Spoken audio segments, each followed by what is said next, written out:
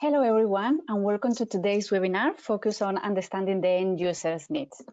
I'm Jackie Garcia, and I'm part of the Efficiency for Access Design Challenge team and the facilitator of this webinar today. While we are waiting for all the attendees to join the webinar, I just want to share with you a reminder that these webinars are designed for the participants of the Efficiency for Access Design Challenge, which is an initiative led by the Efficiency for Access with support from Engineers Without Borders UK. This webinar is being recorded and the cameras and microphones are disabled except for those of the main speakers, but you all can use the chat box to make any comments or questions for our speakers at any time, and we will discuss them at the end of the presentations. But first, I would like to ask you a question. You will have a pop-up window on your screen for you to answer the question.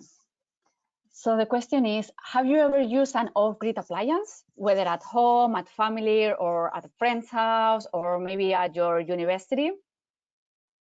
Regardless of the type of appliances, just think for a moment, how was your experience last time you were using one? Feel free to share your comments in the chat box. So I will give you some time just to respond to the question. Very interesting answers.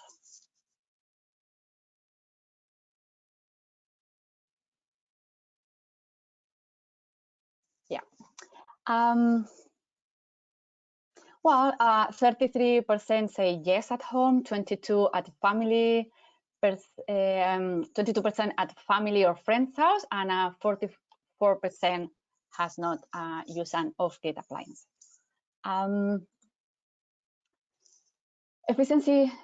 Energy efficient appliances can help reduce operating expenses and increase revenues for operators, and also improve livelihoods for customers.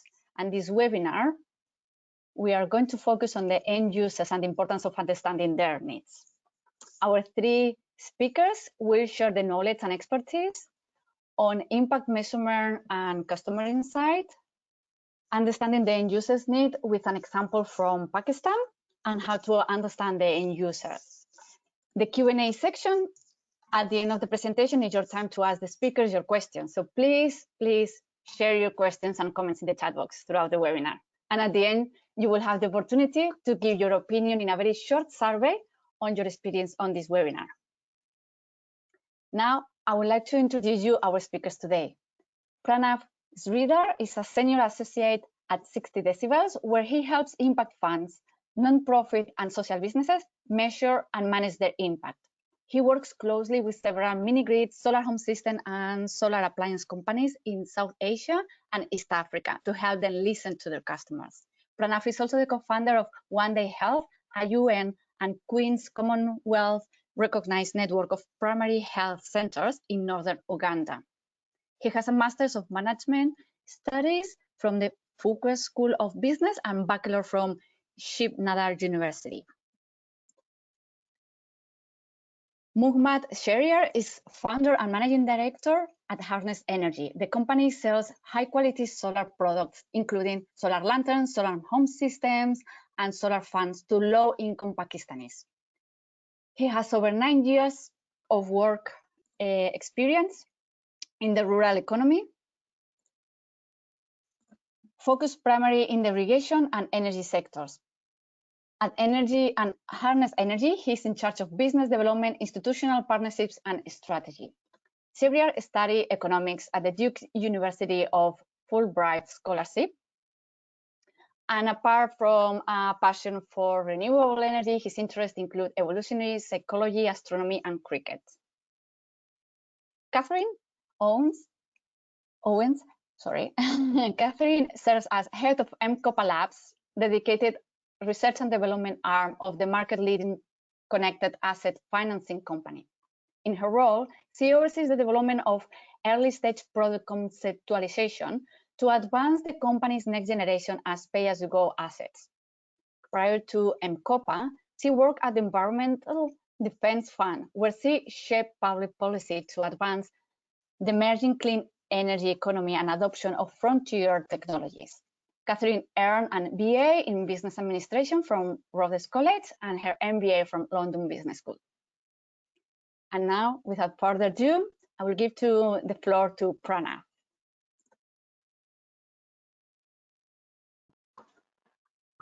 Thanks so much, Jackie. I'll just wait for the presentation to come up before I get started.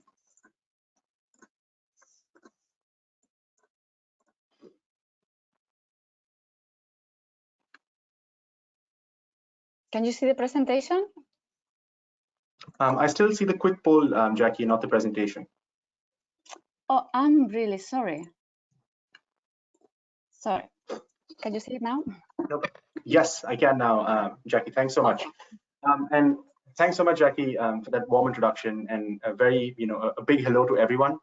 I'm Pranav, and I'm very, very excited to be speaking with all of you about the work we do at 60 Decibels, and particularly how that can really help you and all of you really understand the end customer as you design really impactful and meaningful products and businesses in the future. So that's me. I'm very excited to get started.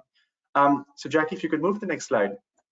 Before we actually dive into our approach at 60 Decibels, I wanted to share with all of you some meaningful data, which I think is particularly useful given the current COVID-19 pandemic. So over the past 6 months at 60 Decibels, we've been trying to listen to customers who were otherwise underheard.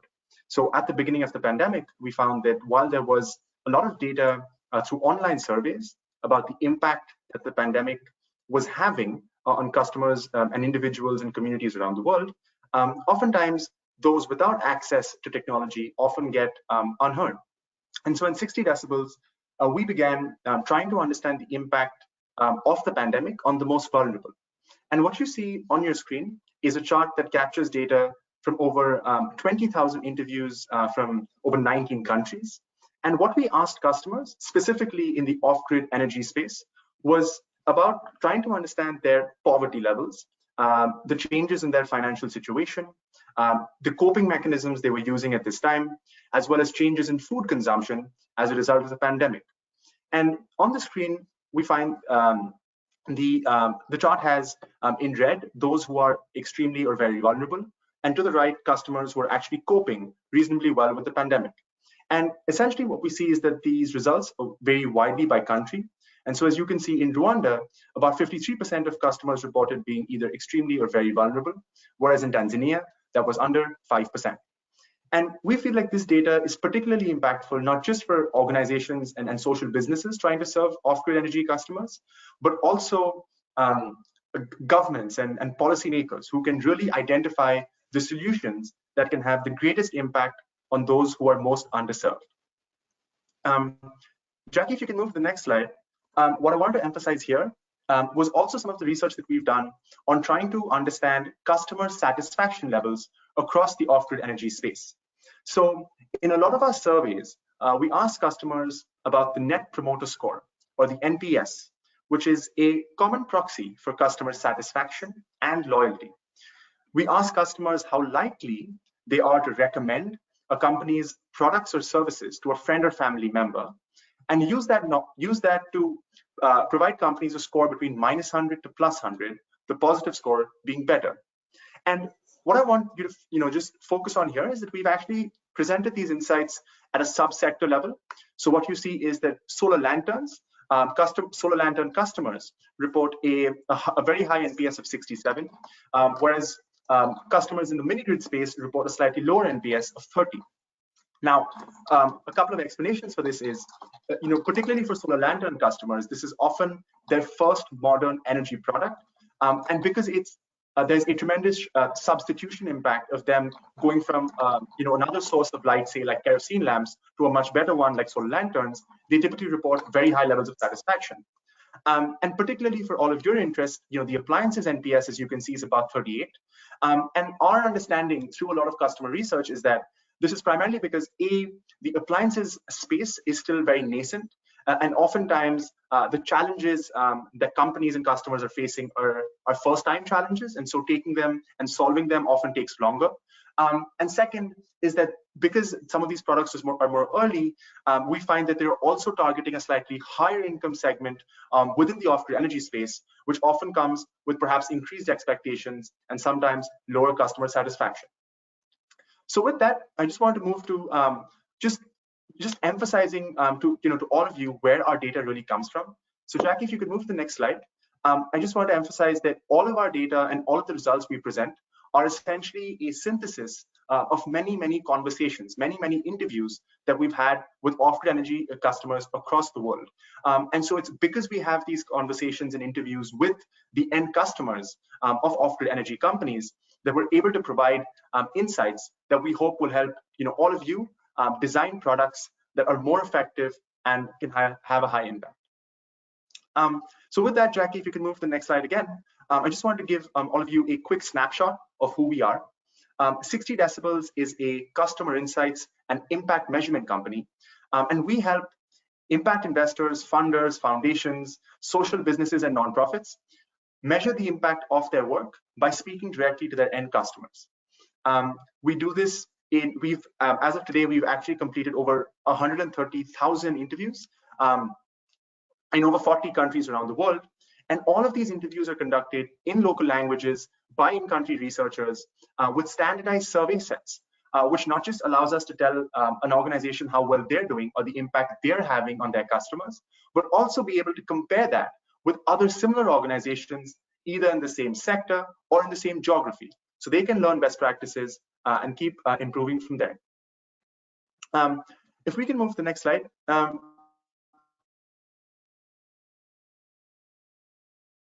Jackie, I just want to sort of share a couple of some of the results and the insights that we're seeing in the off-grid energy space at this point.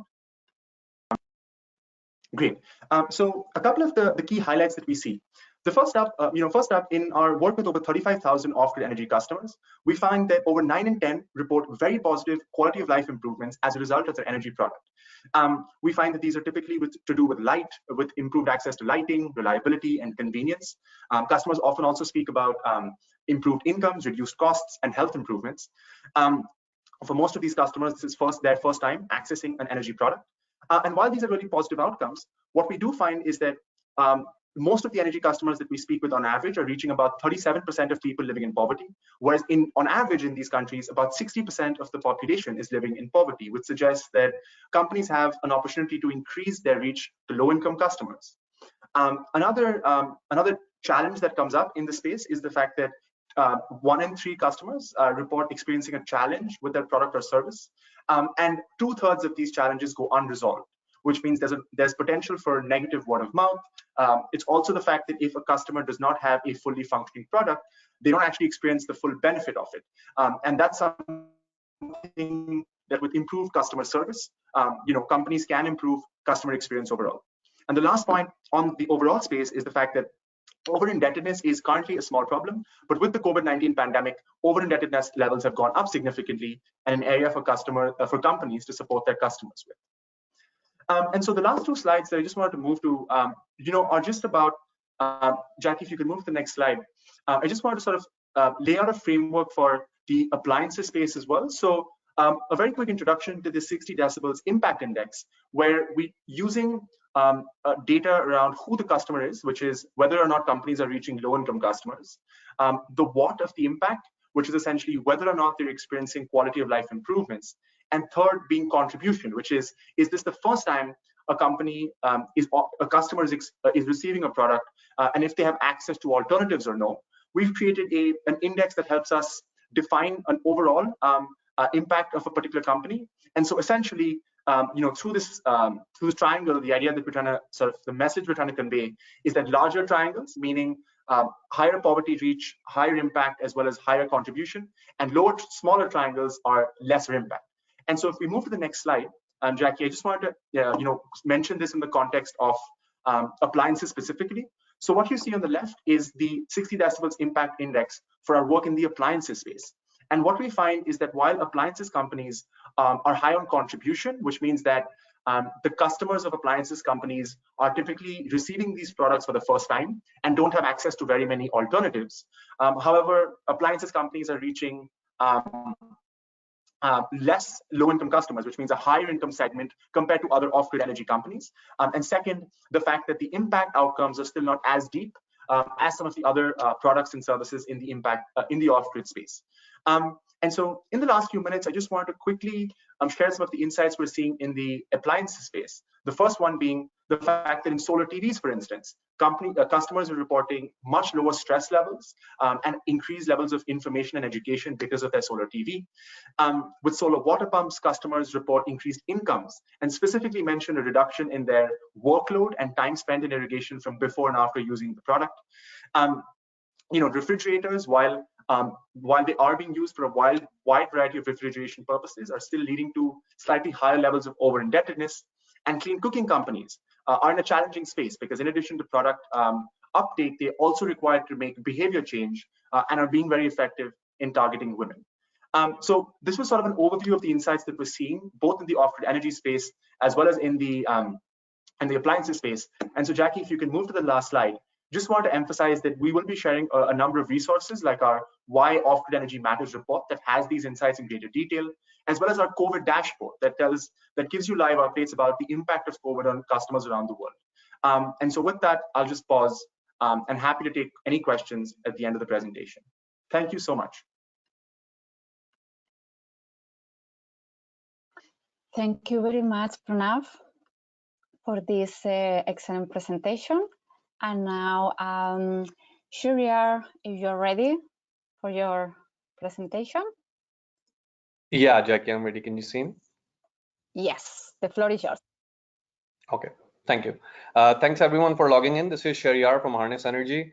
I think just before I jump into the presentation, I think it's important to recognize the work that the Efficiency for Access Coalition is doing. Because I think ultimately we have to move above and forward from solar lanterns, because energy access is a ladder, and if we have to provide tier 2 and tier 3 reliable tier 2 and tier 3 energy access by 2030, I think the focus has to be on appliances. Appliances, household appliances, productive use appliances. So just wanted to emphasize that it's about time that the work on this has started. So we basically work in Pakistan. We're a sort of solar distribution company. We provide products to last mile customers, to off-grid customers. And this is just one of the sort of like typical village meetings that we do. We ask customers about how everything is going, how the harvest was, what they're doing these days, and what kind of products they're interested in. So yeah, next, if we can move to the next slide. I'll be just sharing because we're like a for-profit company working in the market. So we'll be sharing our learnings that we've had from the field for the past 4 years. I think product design is a very crucial component when it comes to the off-grid energy sector. But there's a bunch of challenges involved in product design phase. First, the main priority is that you have to find that sweet spot that's between product design and commercial viability.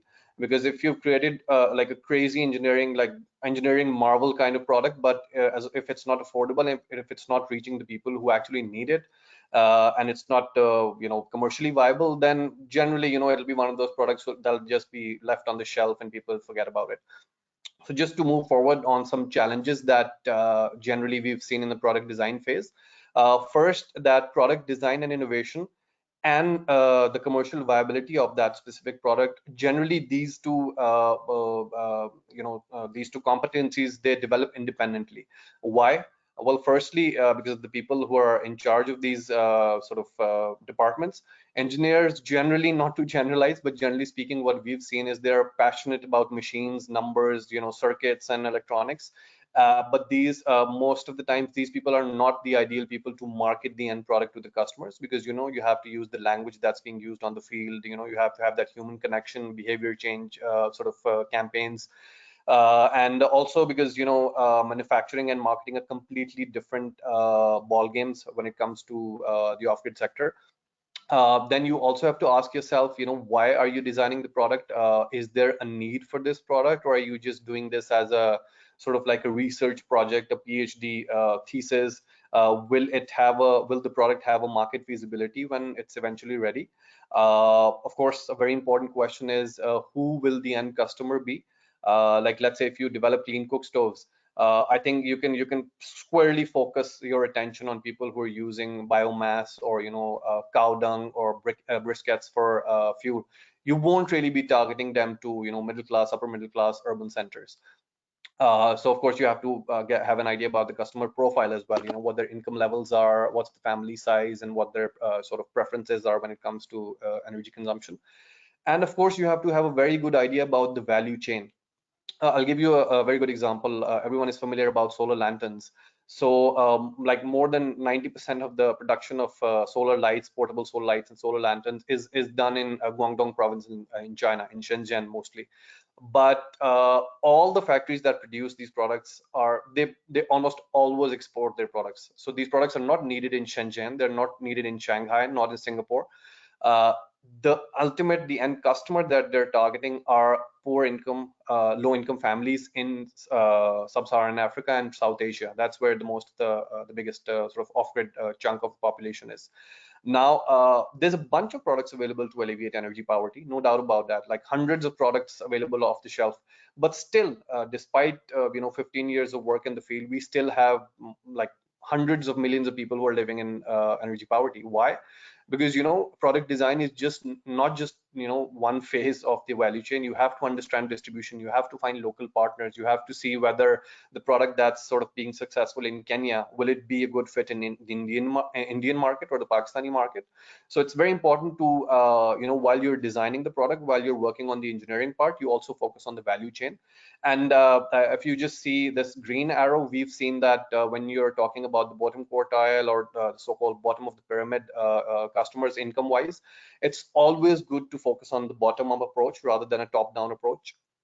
Because when you get customer feedback, when you have a pulse on what's going on in the field, and then you design your product accordingly, that of course has a much broader impact.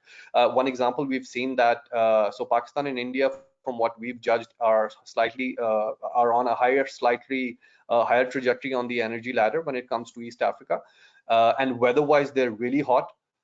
So basically, we've seen that fans are actually demand drivers of solar products in India and Pakistan, unlike in East Africa, where companies have been really successful in selling solar lanterns. So solar lanterns have not been, like at least in Pakistan, sales have not shot up, primarily because people, have basic lighting needs and they're in need of a fan. Anyway, so move to the next slide. So I'll just give you some examples of successful products that we've seen on the field, and I think these products will be visible in the entire subcontinent, like Bangladesh, Nepal, India, Pakistan, and even in a bunch of West African countries. First, you can categorize the product into existing products that fit the customer needs. So you see that this small shampoo sachet that you see, so this will not be, you won't see this in markets in Western countries or high income countries. So this is basically a trick that companies came up with when they were selling like soaps and shampoos and even tea for that matter. So what happens is, usually in Europe and the US and other high income countries, you see that a bottle of shampoo, you go to a store, the bottle of shampoo costs like $4, $6, $10, whatever, and you buy it and then you use it for like a month to 3 months, whatever. But when you are talking about people living with very meager income, and a bunch of their income goes to energy, to meeting their energy needs and their food needs, then they were not going to spend like $5 on a bottle of shampoo. So these companies realized that, and they came up with much smaller versions of these items. So let's say this small sachet of shampoo, this is like 5 of these packets will fit in the palm of your hand, and the cost of one of these guys is like 5 cents, 4 cents. So people who have sort of erratic income, and they don't have like a running salary as such, because that's how agricultural income works. So they can spend as they have the money. They don't need to spend like on shampoo like 4 months worth of shampoo in advance. So this is one of the really good products. And similarly, they've come up with small like 5 cents, 6 cents products that have like tea in them, and these kind of like fast moving products. Of course, the feature phone has been a big sort of driver of growth and mobile money. I think if if the world had prices of phones had not dropped in the past 20 years, then mobile money, communication, and access to remote communities would have been a much bigger problem today that we have. And then, of course, if we see about new products that are designed for specific needs, the story of, I think, D-Light's founders is a very inspirational one. They sort of invented the solar lantern as we know it today, because they were working in Africa, in East Africa, and they experienced that people were using like terrible alternatives to meet their basic lighting needs, kerosene, candles, and used batteries. And so when you look back at 15 years before today, I mean, at the prices of LEDs and batteries and solar panels were not as low as they are today. So it was Sam's and Ned's, vision that, led them to sort of innovate on this product, and they came up with this beautiful design that I think now costs $10. And these products are replacing like millions of liters of kerosene and tens of thousands of candles every day. So that's a really good thing to focus on. Let's say if you know about customer needs, what they need, and then you again work on the bottom-up approach. And then there's a bunch of products that are affordable, that most of the people have access to, are because of economies of scale, like a $300 motorcycle. So basically, some of you want to focus on your focus energies on designing a product, on making a product, sectors like education, energy, healthcare, connectivity, and financial inclusion are sectors that have a great impact on the field. So you can look at towards that. Next slide, please, Jackie. I'll just focus on briefly the experiences that we've learned. Like solar fans, we got this really efficient solar fans from China, but when they went in the field, when customers used them, we realized that the airflow was too low, so we had to work on the airflow and the motor simultaneously. So that's something that we've learned. And then refrigerators, we've seen that there's a huge demand for household refrigerators, but affordability is a big problem, because a lot of appliance makers, they do not work on DC compressors, and so it's really difficult to scale up the market. So if we can just move to the next slide, it's just basically self-explanatory. And yeah, I'm done from here. And the last slide just contains some information if anyone wants to get in touch. Yeah, this is sort of just the troika that you can focus on. Customer feedback, and customer feedback is an essential part of all the entire value chain. Yeah, the last slide just has some information on what we do and how you can get in touch with us. Thank you. Thank you, Shehryar, for this presentation. I like a lot the sweet spot, name it. So to all the participants, please mail your questions, put the speakers on the spot, it's your opportunity, and we will go to all the questions in the Q&A. So now, Katherine, is your time. Great. Thank you, Jacqueline, and thank you to all the students who've joined us today, and also to obviously my fellow panelists. It's kind of nice, actually. I'm following Mohammed. I think I'm definitely kind of dovetailing, especially around like the design thinking and really understanding how you can sort of synthesize maybe your research to really kind of feed into your product design. So quick introduction. So I'm Katherine Owens. I'm head of the research and development team at M-KOPA, and M-KOPA is you might kind of really think of M-KOPA in the frame of us being an off-grid solar provider. So we kind of came to market 10 years ago, pioneering the pay-as-you-go business model. And we first came in with solar systems, and then that scaled up to be solar systems bundled with TVs, and then solar systems bundled with refrigerators. And now we are selling pay-as-you-go smartphones, which is sort of a Nokia or Samsung device, which has software embedded onto the device itself, which will actually enable M-KOPA to open up that line of credit to those who have been financially excluded, and in times of non-payment can put the phone in lock mode. But Labs is a really fun team to work on, because we are tasked with figuring out what is going to be the next generation of pay-go assets that we bring to market. And so I like to think that we're the team that likes to design the right thing, and we like to design it right, so customers always love M-KOPA. So next slide, please. So if I think sometimes R&D kind of has like a lot of elusive meaning behind it, but what R&D really is really kind of figuring out what are the big problems that we want to tackle in the market. So what are kind of like the big pain points that our customers are feeling today, and what might be desirable solutions that they would adopt to alleviate those problems and actually kind of provide a value add to their lives in terms of, you know, money saved, time saved, overall just kind of like aspiration that feels that's close to their heart. And then R&D is also then figuring out, okay, what new technologies can be brought to market, and then also finally understanding how viable and scalable and profitable would those new technologies be. But we very much, I just want to emphasize, especially as all the students on this call and kind of embark on the design challenge, that you really have to start with the human side of things. Like you really, start with what's desirable.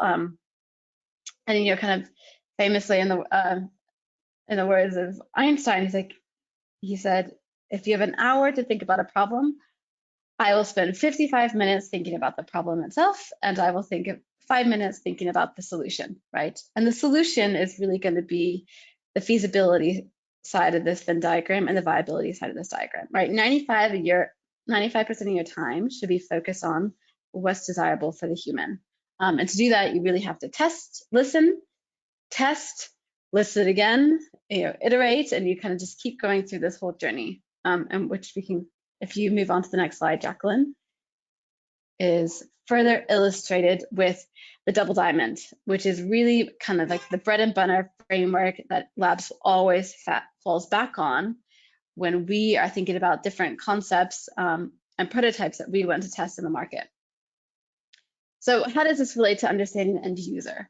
So design thinking is kind of more of a philosophy than like a process itself. But it very much starts with identifying customers' pain points and thinking about, again, sort of going back to like 55 minutes is just thinking about the pain points.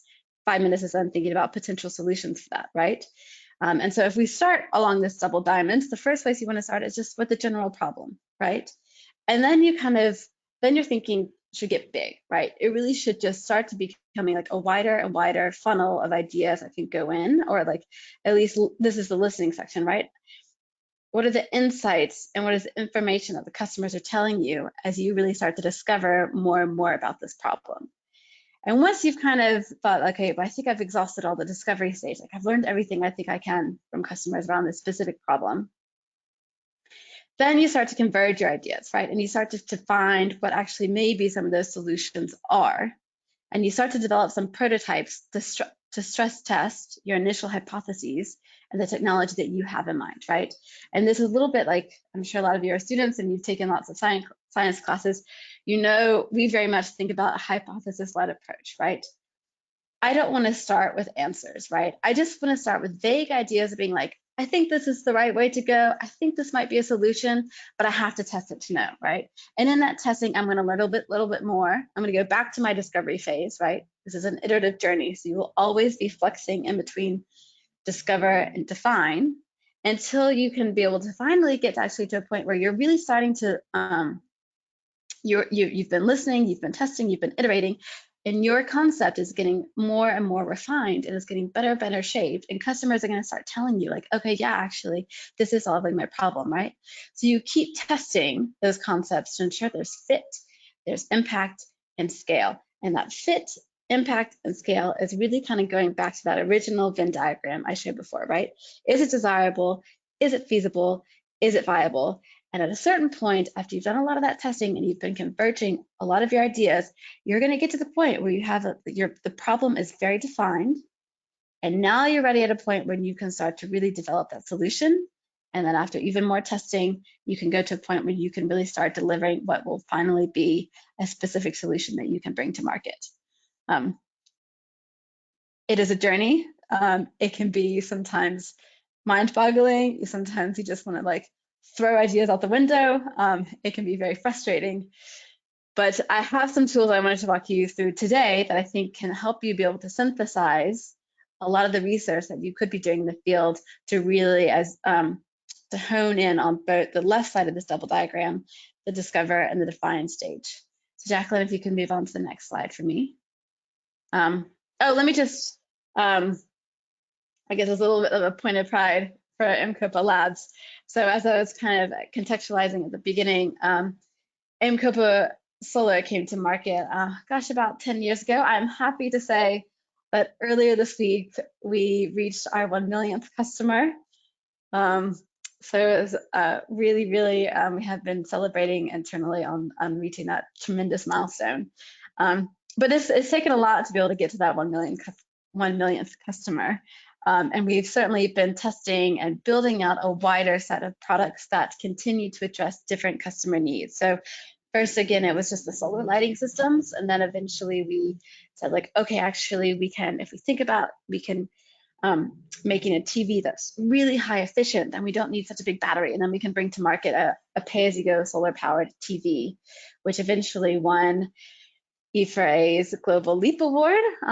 So definitely that was a great sort of badge of honor. And we were really pleased to win that again after years of research development. We brought to market the industry's first fully integrated solar powered refrigerator after about doing two to 3 years of R&D to figure out how to bring the efficiency or bring up the efficiency of a refrigerator compressor so that it could be completely powered by solar and by battery, which also won Fast Company's world-changing idea of this year.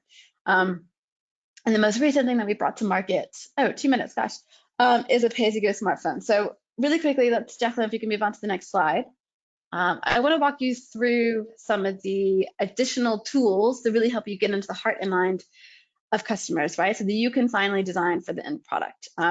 So a few of these, and which are further illustrated in the subsequent slides, along with kind of the resource slide, so you can learn more, are these. So if I think about how do I get into the emotional context and the fabric of a customer, I definitely want to think about user personas, right? These are very kind of formulaic personas. You can capture a lot of the information around who your target customer is, right? And that way ensures that all of your team members or product teams within companies are making sure that they are delivering with customers in mind and they know exactly who they're designing for. So when they make feature changes or something like that, they can always fall back on the common tool to say, like, would this customer appreciate that? Another way to really, once you've done a lot of your market research, no doubt you'll be sitting on a mountain of qualitative data, right? A lot of customer voice insights. How do you synthesize that, right? Customer journey maps are phenomenal at basically mapping out what does a day in the life of each of these personas look like, and you'll be able to understand actually what are the pains and gains that they experience throughout the day, and how does your product begin to address some of the issues, and how does it start to shape actually what their day looks like. And certainly when you have a prototype in mind, or even if you don't have a prototype in mind, but you need actually specific insights onto how customers might use that product, think about games you can play with the customers, right? They might not be able to tell you exactly sort of wattage they need to power a certain appliance, but you can actually start to understand from customers with games what might be some trade-offs between different product features that you want to put in your product and whether customers will actually value them. And some of the other three tools, which are a little bit more analytical, are certainly our customer surveys. And then when you do have a prototype, do a pilot test with your customers, right? That you won't know how customers are going to use the product itself until you put it in their hands. And then finally, prioritize who you target. So segmentation is a great way to really kind of boil down, once you've done a market sizing, then figure out actually who are like the big segments that I want to start targeting for, and understanding actually what's the viability and scale potential of any by going after one segment versus another, and then how do you design with that segment in mind. There are some subsequent slides beyond this, which kind of go into a little bit more, they show you some of these tools specifically, and then the last slide will just give you some more resources that you can play around with. But I hope that helps. Yeah, so this would be kind of a type of customer journey map. So I show you these to give you a little bit some templates, or at least how M-KOPA has approached, or M-KOPA Labs has approached some of these design tools. But I hope these are very kind of like practical tools that you can really put in practice as you go through your own challenge. And I'll end there for the sake of time.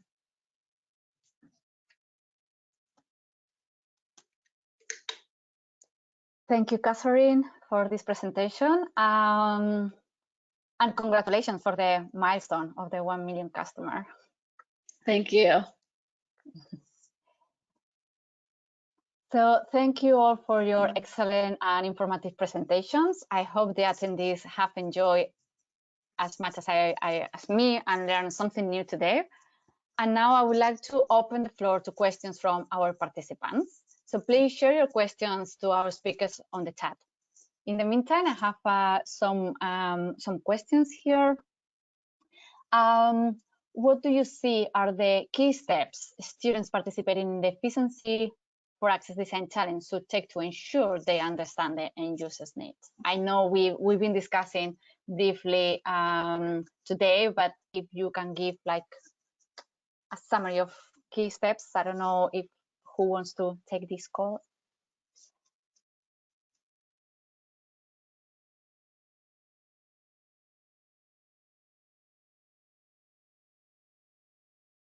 Some of the presenters who want to reply.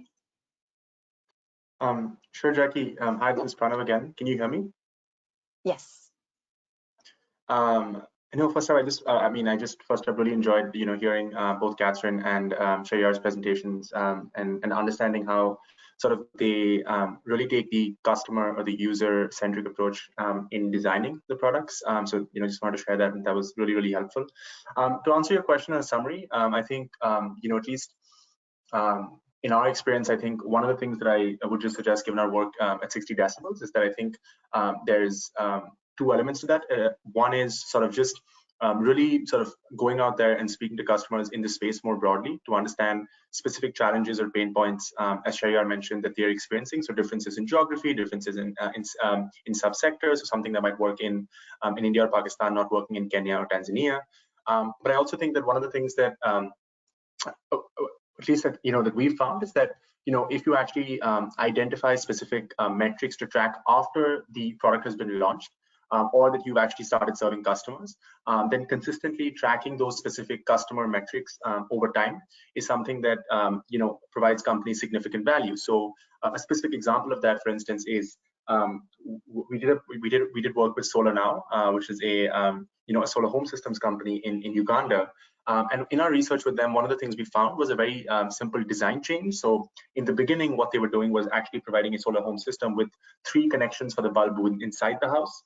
But after our research, with their customers, one of the small tweaks that customers were all very keen on was having 1 bulb actually outside the house for the door, because that is a source of security if there's light outside the house as opposed to all the lights being inside. And so henceforth, the company actually just made that tweak, and there was significantly higher customer satisfaction and reduced challenge rates among customers who are actually trying to make that change themselves. So I just think that through the other examples that we heard on this webinar, I think there's tremendous value to collecting that customer feedback upfront to help the design process and iterate along with it. But then even once the product is launched and perhaps in some sense mature, collecting that customer feedback and having metrics to track over time, always provides insights that you can use to improve customer experience.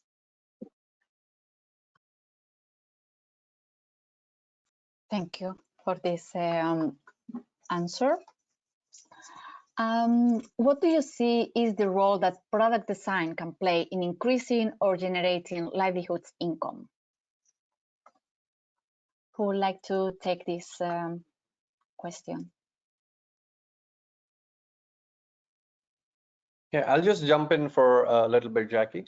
So I think it's a really good question, because of course when the product R&D is being done, especially if it's being done in a country that's different from where your actual customers are, I think making like a field trip and understanding what's there in the market right now, interviewing and talking to a bunch of customers, so what their needs are. First, sort of identify or shortlist the sector that sort of your design or your product design might have a really big impact on. Like I mentioned, energy, financial inclusion, let's say. So there's a bunch of sectors. So once you shortlist that, let's say we're talking about energy, we've seen that refrigeration again is a hugely untapped market in sub-Saharan Africa and South Asia.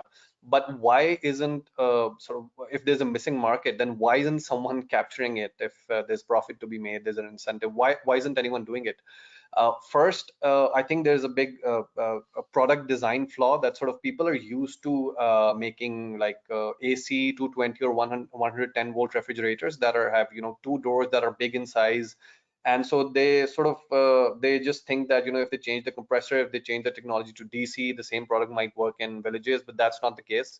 Mostly in rural areas, people just need a much smaller, like a 1/3 or a 1/4 of the size of the actual refrigerator, to just keep their like milk and some of their vegetables cool. So you can cut down a lot of money on that when you're designing the product.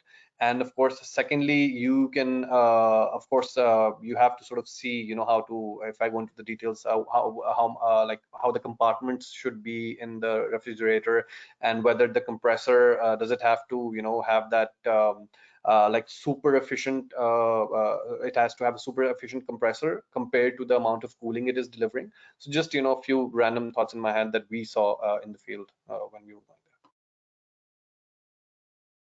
Thank you. And next question, I think it would be for Katherine, but it's open for all the others also to answer. Katherine, could you share an example when you develop a product or an appliance that failed because of the needs of customers were not accurately understood, and how you mitigated that? Yeah, sure.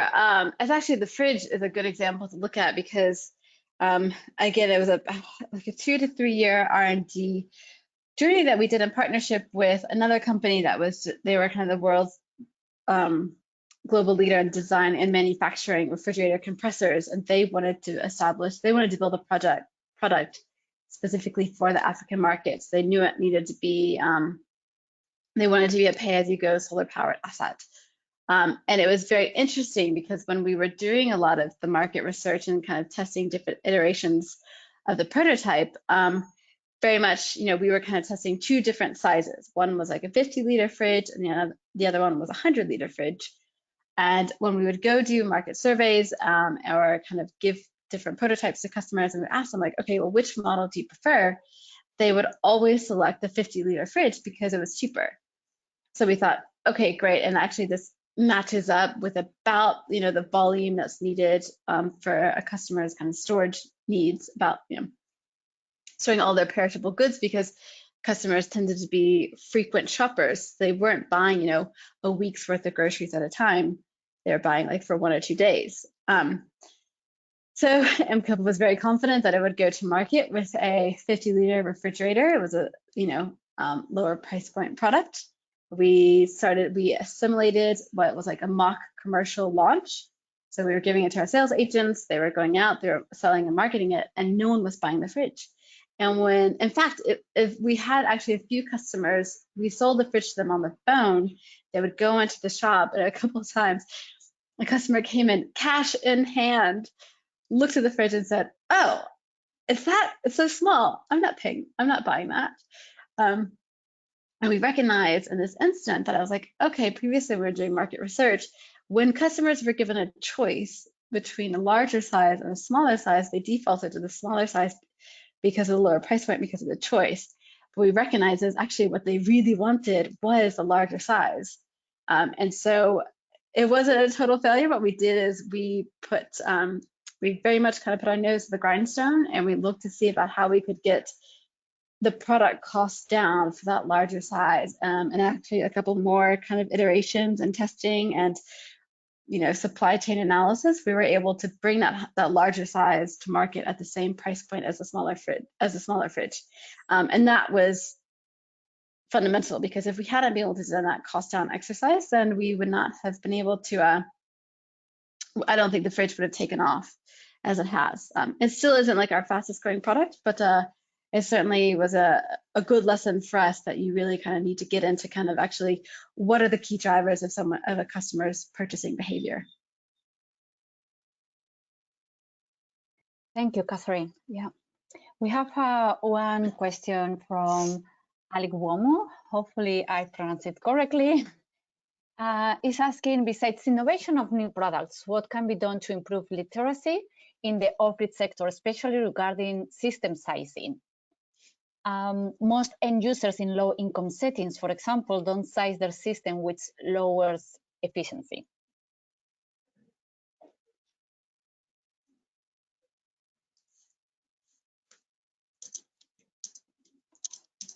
Maybe Katherine, do you want to share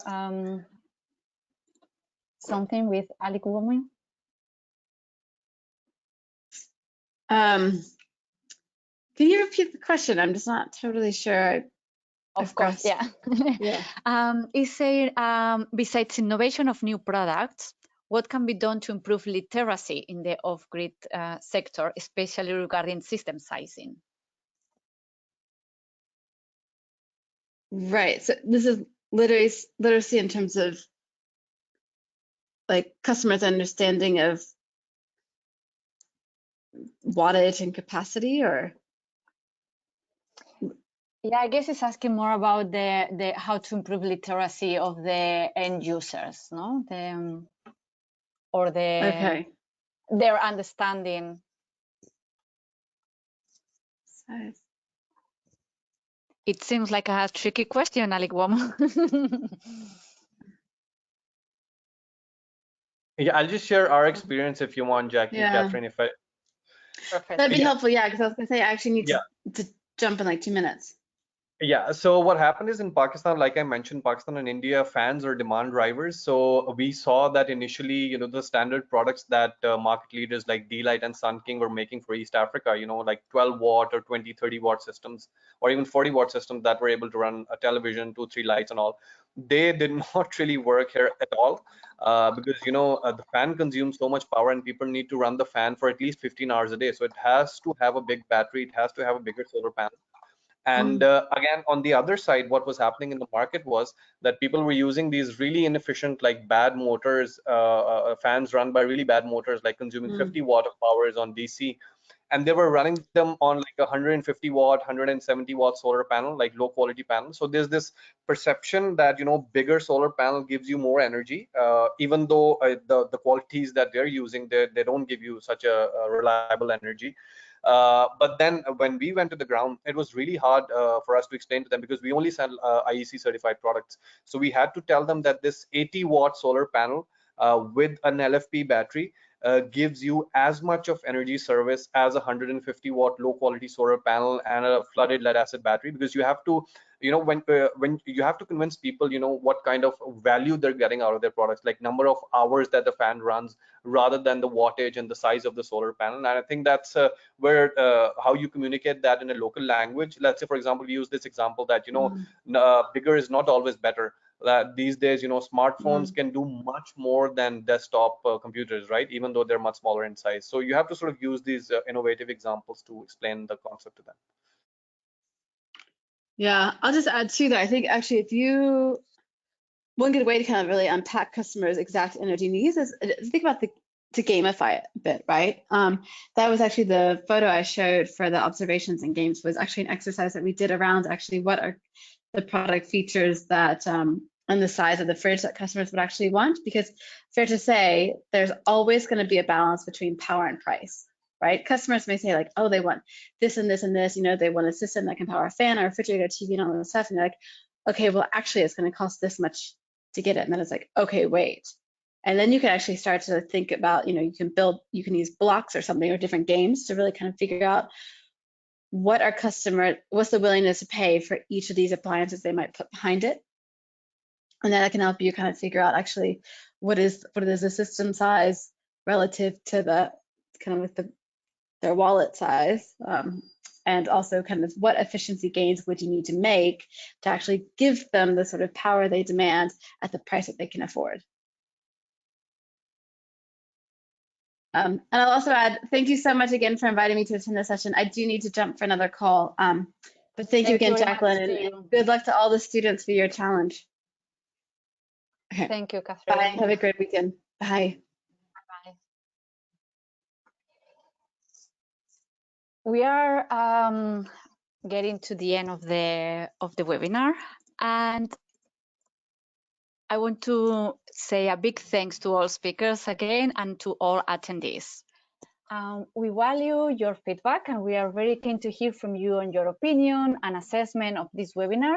And this is the way you can help us to improve for future webinars. We have prepared a short survey that will take you just 1 minute to respond. It will pop out on your screens when this webinar is finished. And if you are using a device that is not compatible with this feature, you can use the link that we will share together with the recording and the presentation slides with your academics. At this point, I just want to remind you that a recording of this webinar will be available on the Efficiency for Access Design Challenge website in case you want to revisit some of the examples and interesting information you've listened here today. Next week, we have a series of webinars on different technologies. We start on Monday with an overview of the healthcare appliance sector and 2 interesting examples from Uganda and Nepal. It will take place on Monday at 1 p.m. UK time.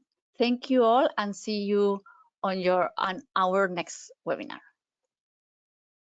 Thank you, Jackie. Good luck to everyone. Bye-bye. Thanks, Jackie, and same here. Good luck.